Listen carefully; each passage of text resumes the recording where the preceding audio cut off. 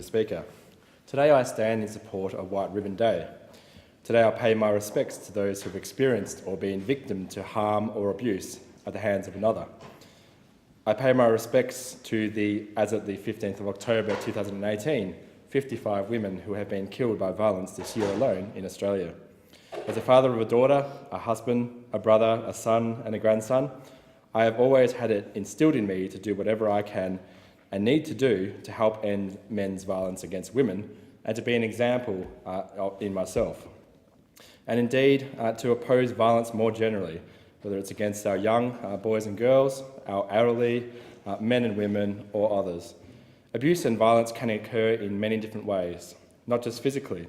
It can involve emotional or psychological abuse, verbal abuse, financial abuse, and unfortunately, sexual abuse in some cases as well. And it isn't just contained to within the home, it extends to social settings and workplaces. It can happen anywhere, and often many don't see it.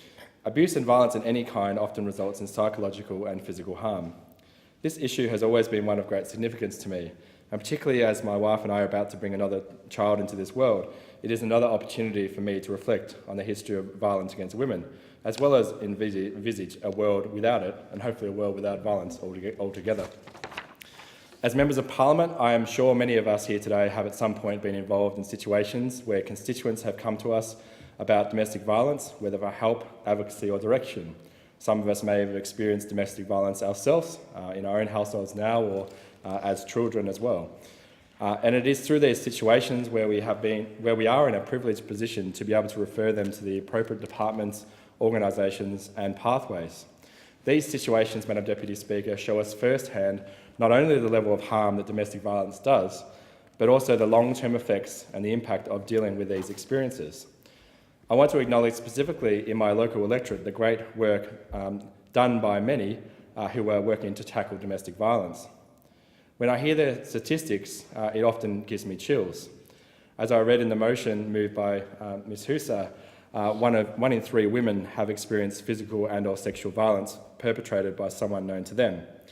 1 woman on average each week is killed by a current or former partner, and domestic and family violence is the principal cause of homelessness for women and their children. These statistics are, and always have been, too high. In my opinion, our work is not done until the statistics are zero. As a society, we need to continue to do more. We have made a lot of progress in relation to education, raising awareness and changing attitudes. We have also taken away the stigma of calling out inappropriate remarks or harmful actions, raising the standards of respect expected. We need to stop all domestic violence, as highlighted by White Ribbon Day, against women in particular, but also against anyone, whether they're the children, elderly, men and women, people of different faiths or backgrounds, people of different ethnicities, and so on. I stood in Parliament last year, and I do so again this year, and stand firm in my position to condemn those who commit, excuse or stay silent about violence against women in Australia and around the world. And those who would condone violence against anyone should be condemned. I take the oath that I will always stand up, speak up and act to prevent men's violence against women, and I will never be a bystander. Thank you, Madam Deputy Speaker. I thank the member for Dunkley. The question is that the motion be agreed.